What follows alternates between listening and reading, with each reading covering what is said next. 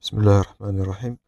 Toujours au cours de la démarche des cardiotoniques, après qu'on avait vu la digoxine qui a été le traitement de choix dans la phase chronique, maintenant on va voir les deux traitements de l'urgence. On va voir dans cette partie les agonistes bêta-adrénergiques et on va voir les inhibiteurs phosphodiesterasiques. Toujours tous ces supports sont dans la description quand vous êtes habitué et on conclura notre cours. Donc l'indication de l'agoniste, ou bien des agonistes bêta-adrénergiques, le tête de liste là c'est la dobutamine. Gardez-vous bien ce terme-là, on va voir juste dans un tableau. Donc, ils sont indiqués en cas d'une insuffisance cardiaque aiguë. Et elle constitue par voie intraveineuse le traitement de la phase aiguë ou bien un traitement de l'urgence.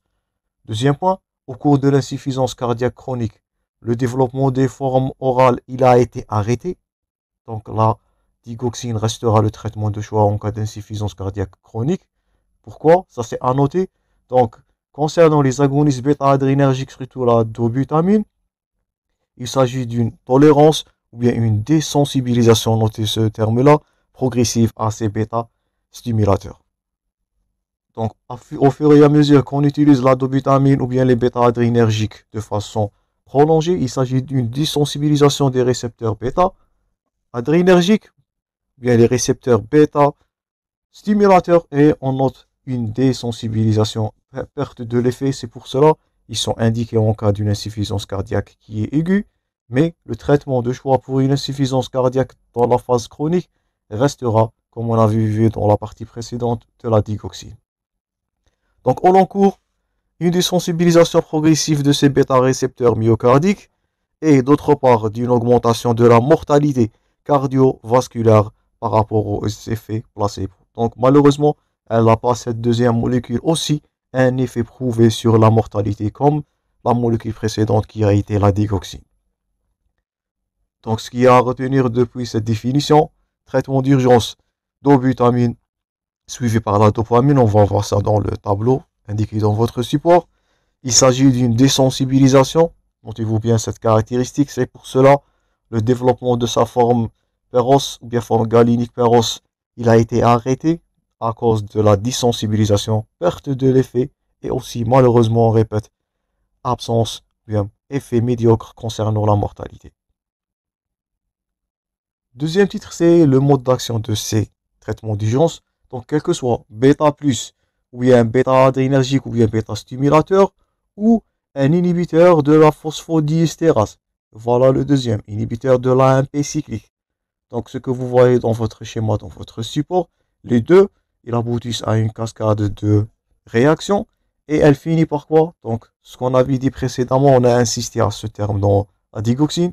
Donc il s'agit, bien vu dans votre support, une augmentation de la calcémie, donc augmentation du calcium intracellulaire, un effet inotrope positif, donc ce qui est le traitement de choix en cas d'une insuffisance cardiaque, mais dans ce dernier cas, insuffisance cardiaque dans sa forme aiguë. Donc aussi, ils ont un effet ionotrope positif, surtout les bêta-adrénergiques. C'est pour cela qu'ils sont utilisés pour lutter contre les symptômes ou bien contre la phase aiguë de l'insuffisance cardiaque. On a trois molécules concernant ces bêta-adrénergiques. Donc ils sont bien indiqués là dans votre support. On a premièrement les uprel ou bien l'isoprénaline, la dobutamine, le nom commercial. Donc le tête du liste qui est utilisé si on vous pose la question, c'est la deuxième. C'est la dobutamine, on va voir pourquoi. C'est grâce à l'affinité pour les récepteurs bêta 1. On va voir quelques notions de physiologie. Et la deuxième molécule par ordre d'utilisation, c'est de la dopamine. Donc trois molécules, l'isoprénaline, la dobutamine, tête de liste, et de la dopamine. Maintenant, on va passer à la notion d'effet bêta 1 et bêta 2. C'est elle qui va orienter ou bien préciser le rôle ou bien l'indication de chaque molécule. Donc, comme vous savez, il s'agit de deux récepteurs. Donc, vous avez les récepteurs bêta 1 qui sont spécifiques cardiaques et il s'agit des récepteurs bêta 2 qui sont pulmonaires et même disséminés dans certains, ou bien qu'ils ont un effet vasoconstricteur. Donc, je répète, bêta 1, c'est là où on veut avoir notre effet inotropique. Bêta 2, donc ils ont un effet, faites attention, donc systémique par vasoconstriction, et même bêta 2 constituera le traitement. Comme vous avez vu dans le module de pneumologie, c'était le traitement de choix en cas d'un asthme, donc les bêta 2 stimulateur. Donc, commençons par la première molécule. Donc là, voilà, adrénergique. Donc, ils ont un effet vasoconstricteur. Ils augmentent, donc ce qui est illustré dans l'illustration, donc il augmente la contractilité musculaire, donc un effet inotropositif. Il augmente le tonus sympathique, par contre, à la digoxine. Donc, il a augmenté le tonique vagal. Donc là, c'est inversé. Cette dernière, cette dobutamine surtout, elle fait augmenter le système ou bien le tonus sympathique. Et comme je vous ai dit, elle a un effet en pneumologie, c'est de la bronchodilatation grâce au récepteur bêta 2. C'est pour cela qu'il constitue le traitement de choix en cas de crise d'asthme dans la forme aérosol. Commençons par la première molécule, donc l'isoprénaline. Donc elle a un effet majoré sur les récepteurs bêta 2, plus ou moins pour les récepteurs bêta 1. C'est pour cela qu'ils ne sont pas le traitement de choix d'un choc cardiogénique dans la phase aiguë. L'indication de l'isoprénaline, c'est en cas de bradycardie, sévère sur un bloc auriculo-ventriculaire ou non. Elle est administrée 5 ampoules de 0,2 mg dans 250 cc de sérum glycosé. Par contre, la deuxième molécule qui est le tête de liste, donc là, Isuprel, c'est le non commercial. La molécule tête de liste, là, c'est la dobutamine. Non commercial, c'est le Dobutrex. Donc, ce qui est indiqué dans votre support, elle a une affinité ou bien un pouvoir majoritairement sur les récepteurs bêta 1. C'est pour cela, cette molécule, elle constitue le traitement de choix en cas de choc cardiogénique. Donc, si on vous pose la question, quel est le traitement de choix de choc cardiogénique en cas d'une défaillance cardiaque à la phase aiguë, donc votre première indication, ça serait la dobutamine. La dose là dans votre support, c'est de 5 à 50 micro par kilogramme par minute.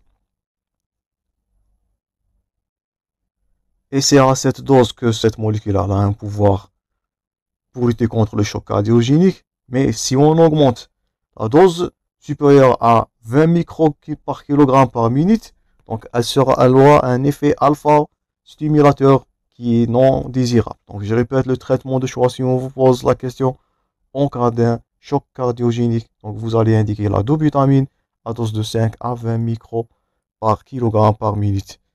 Et la majoration du récepteur ou bien l'effet sur les récepteurs bêta 1.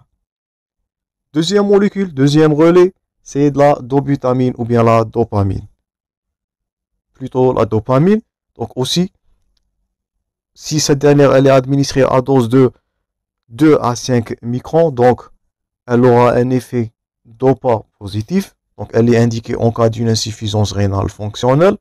Cette deuxième molécule, la dopamine, elle est indiquée aussi en cas de choc cardiogénique, mais à une dose, je répète, la dose elle est importante, entre 5 et 20 microns par kilogramme par minute pour les récepteurs bêta 1. Mais vous voyez là, moins, elle a aussi des effets stimulateurs sur les récepteurs bêta 2. Donc la molécule de choix, donc c'est la dobutamine. Pourquoi? Elle majore l'effet sur les récepteurs bêta 1, plus ou moins elle a un moindre effet sur les récepteurs bêta 2, suivi par la dopamine. Donc ce sont les deux molécules, si on vous pose la question, qui sont indiquées en cas d'un état de choc cardiogénique dans la phase aiguë. Donc bien sûr à dose entre 5 et 20 microns. Faites attention, si ces deux dépassent les 20 microns, donc ils vont avoir un effet alpha stimulateur, donc alpha positif, et vont perdre leur effet. J'espère que c'est clair pour le diapo, ou bien plutôt pour ce tableau. Et là, cette phrase-là résume, ou bien ce paragraphe résume tout ce qu'on est en train de dire. Donc l'usage, ils sont utilisés pour le choc cardiogénique. Donc pourquoi? Donc ils visent à l'augmentation de la contractilité cardiaque, récepteur bêta 1, c'est de la physiologie, par une stimulation bêta 1 avec une moindre stimulation positive du récepteur bêta 2. Donc on veut avoir une stimulation bêta 1, mais la moindre stimulation bêta 2 positive pour avoir un traitement de choix de choc cardiogénique. Les récepteurs bêta 2, ils sont pourvoyeuses de troubles de rythme. Les récepteurs alpha, ils vont augmenter les résistances périphériques. On va avoir une vasoconstriction. On ne veut pas avoir ça. Donc le schéma standard, comme on avait dit, utilisé par des paliers. Premièrement, la dobutamine de 5 microns jusqu'aux 20 microns. suivi ou bien à joindre par la dopamine en deuxième intention à 5 microns par kilogramme par minute. Et on répète le principe d'utilisation de la dobutamine ou de la dopamine. Donc, c'est également dans une période le plus court possible. Pourquoi? Au long terme, il s'agit d'une désensibilisation du myocarde par internalisation des récepteurs qui va apparaître. Donc, une résistance au traitement peut apparaître au long cours. Je répète, ce sont les traitements d'urgence. Ce n'est pas un traitement de fond ou bien un traitement dans la phase chronique. Donc, j'espère que c'est clair concernant les bêta-adrénergiques et la dobutamine. Troisième catégorie, bien troisième famille des cardiotoniques qu'on va traiter dans ce cours, c'est les inhibiteurs des phosphodieestérases. Donc, concernant cette classe thérapeutique, les espoirs, ils sont nés de l'utilisation de ces nouveaux agents qui sont toujours inotropes. On répète toujours, l'effet inotrope, c'est ce dernier qui va lutter contre l'insuffisance cardiaque, mais elle n'a pas été confirmée encore. Donc, au court terme, par voie toujours parentérale, donc faites attention, Péros, c'est l'indication à la digoxine.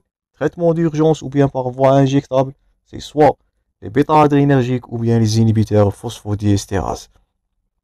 Donc, à court terme, par voie parentérale, face à une défaillance myocardiaque aiguë, ils peuvent être utiles pour passer ce choc cardiogénique. Mais ils n'ont pas démontré dans cette phase, elle n'a pas détrôné la dobutamine qui restera donc le traitement de choix intraveineux de première intention. Donc premièrement, première intention c'est la dobutamine suivie par le relais par la dopamine. Troisièmement, donc deux nouvelles molécules, c'est les inhibiteurs du phosphodieestérase.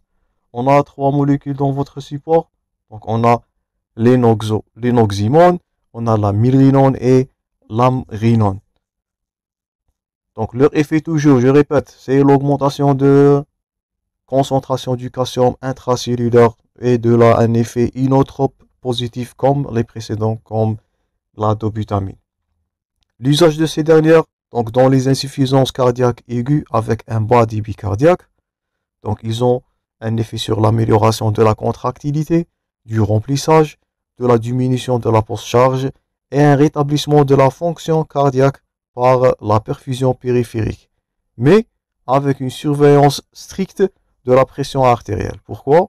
Une hypotension sévère peut survenir et aggraver l'hypoperfusion périphérique. D'autres effets secondaires de ces inhibiteurs phosphodieestérasiques, donc c'est une tachycardie et aussi des troubles du rythme qui sont aussi à surveiller. Donc si on vous pose la question, vous allez prescrire les inhibiteurs phosphodieestérasiques. Donc vous allez suivre premièrement la pression artérielle. Majeur effet secondaire, c'est l'hypotension artérielle. D'autres effets, c'est la tachycardie et les troubles de rythme. Donc ce sont les trois paramètres à surveiller pendant l'administration de ces molécules. Donc là, c'est le milrinone. Donc il est indiqué en perfusion 50 microgrammes par kilogramme par minute. Là, c'est le non commercial, c'est le chorotrope. D'autres molécules, c'est l'amrinone. Le non commercial, c'est l'inocor. Il est indiqué à dose de 30 microgrammes par kilogramme par minute. Et l'énoxymine, ou bien le perfan, qui est indiqué à une posologie de 90 microgrammes par kilogramme par minute. Donc qui est équivalent de 5 à 20 microgrammes par kilogramme par minute.